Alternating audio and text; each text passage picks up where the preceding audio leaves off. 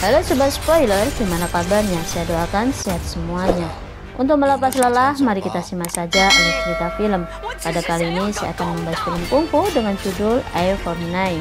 Sebuah film aksi yang menceritakan tentang kehidupan pemuda buta yang terhina, namun ia memiliki keahlian dalam berkungfu. Ia harus menyelamatkan seorang gadis yang tak dikenalnya dari sebuah penindasan keluarga bangsawan. Dan dikarenakan konten ini bersifat spoiler, alangkah lebih baiknya jika kalian menonton filmnya secara langsung. Dan baiklah kawan, langsung saja mari kita simak alur ceritanya. Film dibuka dengan menceritakan tentang seorang pemuda pengembara yang buta. Ia sering diremehkan oleh orang-orang yang melihatnya. Namun siapa sangka ternyata dia adalah seorang mantan jenderal ahli kungfu yang telah terbiasa terjun dalam dunia peperangan. Pemuda itu bernama Chiang. Malam ini ia sedang menghabiskan waktunya duduk di meja perjudian. Ia mendapatkan kemenangan yang fantastis. Kebutaannya tidak membuatnya mudah tertipu oleh lawannya. Seperti yang sedang terjadi kali ini, di mana lawannya bernama Han sedang bermain licik dengannya. Namun Chang Yi dapat membaca triknya. Hal ini membuatnya tetap menjadi pemenangnya. Karena kesombongannya, Han tidak menerimanya. Ia menyombongkan diri bahwa dirinya lah adalah bandar di tempat judi ini.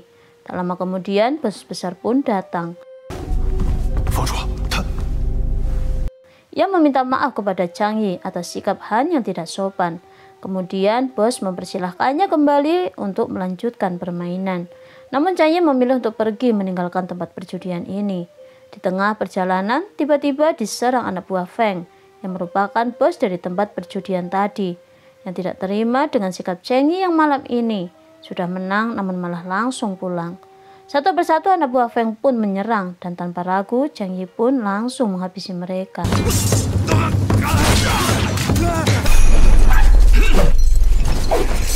Dan di akhir pertarungan, Chang Yi menghampiri Feng dan menanyakan gadis yang sedang dicarinya. Flashback ke 1 bulan yang lalu, di mana siang itu Chang Yi, pemuda buta yang menghabiskan waktunya memburu penjahat demi mendapatkan uang, sedang melintasi kota untuk menukarkan penjahat yang berhasil ditangkapnya pada petinggi kota. Dan di tengah perjalanan, saat ia merasa kelelahan, tak sengaja mencium aroma anggur dan hendak mampir dan membelinya pada seorang gadis cantik berusia 19 tahun. Ia adalah Yunian.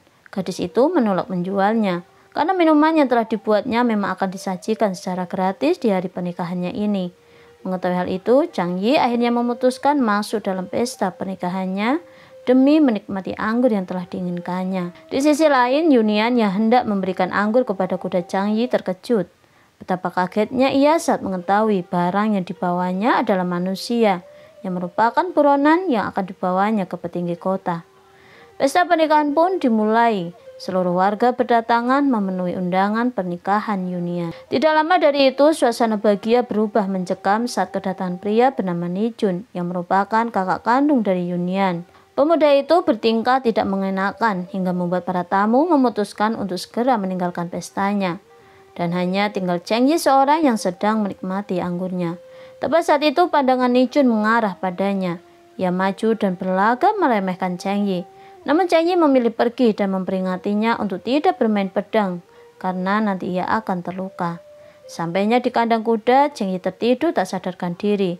Hingga malam datang, ia baru saja tersadar. Namun ada sesuatu yang mengganggu penciumannya. Chang Yi memutuskan untuk kembali ke tempat pesta siang tadi. Dan betapa terkejutnya Chang Yi mendapati kondisi Ni Jun dan orang-orang di sana dan juga pengantin pria yang sudah tewas. Tidak sampai di situ, ia juga mendapati Yunian yang sudah lemas tak berdaya di dalam rumahnya. Tepat saat inilah Xin menceritakan kembali kejadian 4 jam yang lalu saat Feng beserta anak buahnya datang ke rumah Yunian untuk mencari ninju.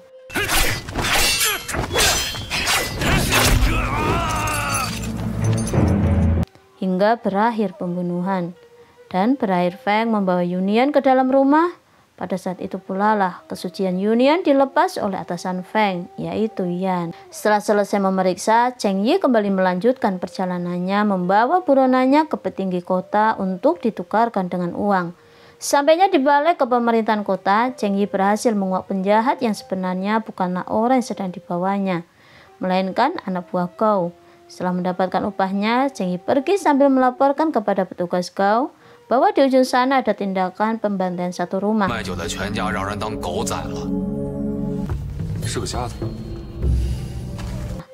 Tak lama dari laporan itu, petugas Gao melakukan penyelidikan dan di sini petugas Gao menemukan anak panah yang memiliki tanda bahwa pelaku di balik pembantaian ini adalah keluarga Yan.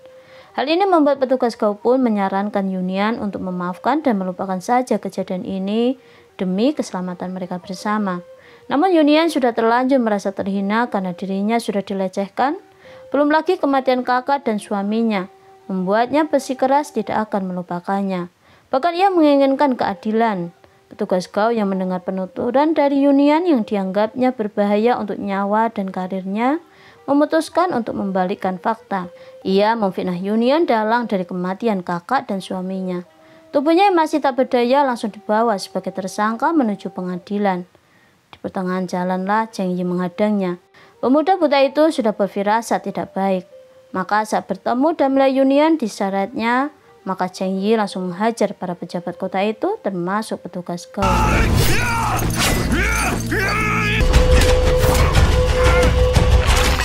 Setelah Yunian berhasil diselamatkan, gadis itu memohon padanya untuk membawa ke kota karena ia masih menginginkan keadilan atas kejahatan yang menimpanya. Cheng Yi berbelas kasihan padanya, maka ia membawanya bersama menuju perjalanan ke kota. Sampainya di sana, sebelum keduanya berpisah, mereka menghabiskan semangkok makanan bersama. Setelah itu keduanya berpisah. Cheng Yi melanjutkan kegiatannya untuk menemui wanita cantik bernama Qin Yang. Selama ini ternyata keduanya telah menjadi sepasang sahabat yang saling bekerja sama untuk bertahan hidup. Qin Yang sebagai pencari informasi dan Cheng Yi adalah pelaku yang akan menggunakan pedangnya untuk mendapatkan uang. Seperti pada saat ini, Cheng Yi memberikan hasil uang penangkapan buronan kemarin. Bahkan Qin telah mempersiapkan misi berikutnya. Qin berharap setelah itu uang terkumpul dan dapat membayar pengobatan mata Cheng Yi. Setelah selesai membersihkan diri dan telah bersiap untuk menjalankan misi berikutnya, tiba-tiba ada seseorang datang dengan luka pergelangan tangan dan ingin berobat pada Qin Yang. Laki-laki itu bercerita bahwa lukanya ini ia dapatkan karena ia berusaha mengamankan seorang wanita yang mengamuk di acara pertunangan Yan dengan seorang putri jenderal. Cheng Yi yang mendengar itu pun yakin bahwa wanita yang dimaksud adalah Yunian. Pada detik inilah Cheng Yi pun tak tahan dan langsung meremas tangan laki-laki yang terluka itu.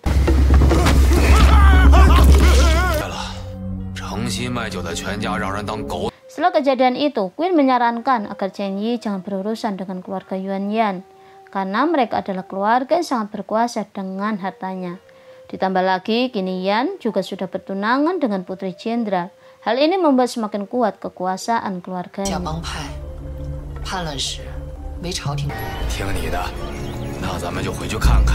Namun Cheng Yi yang merasa iba dan juga merasa memiliki hutang budi terhadap Yunian membuatnya tidak memperdulikan nasihat itu. Di tengah perjalanannya menjalankan misinya, dia memutuskan untuk pergi ke tempat Yunian. Namun sayangnya, ia tak menemukannya. Kemudian scene kembali lagi pada pembukaan film saat Cheng Yi memenangkan perkelahian setelah dikeroyok anak buah Feng. Saat ini Feng sedang tak berkutik karena telah berada di kendali Cheng Yi. Ia sedang diinterogasi tentang keberadaan Yunian dengan tubuh yang sudah terikat. Feng juga memberitahukan alasan kenapa saudara Yunian mereka bunuh. Hal ini dikarenakan Jenderal Gu meminta mutiara sebagai mas kawin putrinya. Dan akhirnya Yan pun memerintahkan anak buahnya untuk mencuri mutiara itu dari makam raja. Takut rahasianya terbongkar, Yan pun memutuskan untuk menghabisi semua anak buahnya yang terlibat dalam aksi pencurian malam itu, termasuk Ni Jun, saudara Yunian. Setelah itu Feng juga memberitahukan keberadaan Yunian. Setelah mengetahuinya, Cheng Yi pergi dengan meninggalkan jebakan benang yang akan membunuhnya saat seseorang datang membuka pintu untuk menolongnya. Langkah Cheng Yi berjalan menuju ruang penyimpanan mayat. Ia menemukan keberadaan Yunian yang disekap lemas di kandang ayam dan luka telapak tangannya. Sebelum ia membawa pergi gadis itu, Cheng Yi harus melawan kungfu seseorang di dalam sana yang begitu cepat.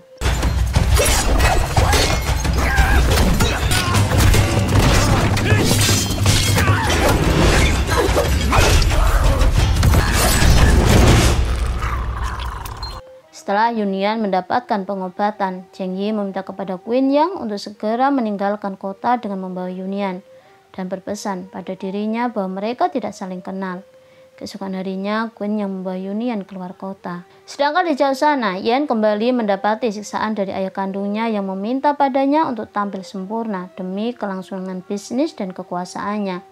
Bagi ayah Yan, anak lelakinya selalu mengacaukan rencananya. Maka demi untuk tidak ketahuan atas ulah kotornya yang ia lakukan terhadap Yunian, ia mencari keberadaan Feng. Pada saat genting inilah anak buah Feng melaporkan keributan semalam, dan pemuda buta itu telah berhasil membawa Feng disekapnya di sebuah ruangan. Kemudian laki-laki yang mendapatkan pengobatan di rumah Queen yang juga menjadi saksi keberadaannya. Dengan cepat Yan menemukannya. Namun naas saat ia ingin masuk, pintu yang dibukanya justru membunuhnya. Karena hal ini pula lah Yan meminta anak buahnya menangkap wanita yang bersamanya dan membunuhnya. Tepat saat itu, Queen memutuskan untuk meninggalkan Yunian dan ingin membantu balas dendam Cheng Yi untuknya. Bahkan Queen telah memberikan titipan uang yang merupakan tabungan Cheng Yi selama ini untuk bertahan hidup Yunian. Berharap dengan uang ini Yunian dapat membuka kedai anggur yang enak. Tidak hanya itu, Queen juga menceritakan jika Cheng Yi adalah jenderal pasukan tempur yang sangat di medan perang. Namun karena penyakit matanya itu, Cheng Yi memutuskan untuk berhenti. Xin memperlihatkan perjalanan Queen yang tak sampai pada tempatnya. Di tengah perjalanan anak buah Yan berhasil menangkapnya. Setelah itu, Yan menyiksanya sebelum membunuhnya dengan menancapkan 13 anak panah pada tubuhnya. Bukan hanya itu, mayatnya dihanyutkan di sungai di mana semua orang melihatnya dan tidak berani untuk menolongnya.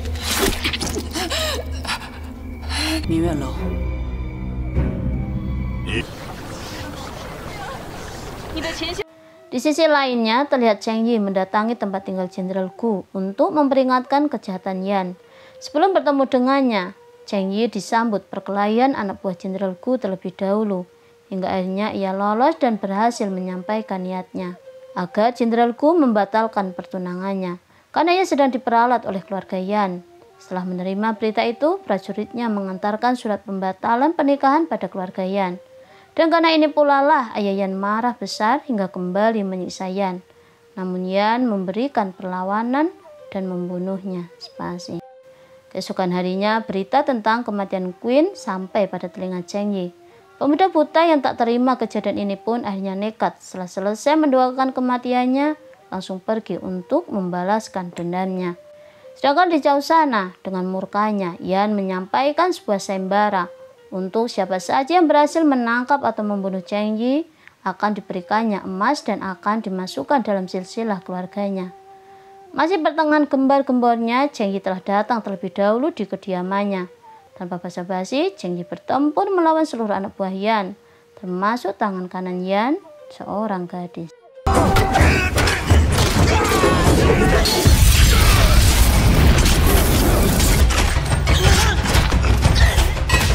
Setelah semua anak buahnya terbunuh, kini tinggallah Yan. Ia menggunakan anak panahnya, yang kemudian berhasil melumpuhkan Cheng Yi. Namun siapa sangka, jika ini adalah bagian trik Cheng Yi agar Yan datang lebih dekat padanya. Saat itu tibalah dengan cepat Cheng Yi menghabisinya. Film berakhir dengan memperlihatkan Cheng Yi yang sedang berjalan di tengah malam pada sebuah jalan kota. Bila kawan, sampai bertemu di cerita selanjutnya. Jangan lupa klik subscribe, karena subscribe itu benar-benar gratis. Jangan lupa pula klik share, like, and comment, dan juga klik loncengnya. Dan bye-bye.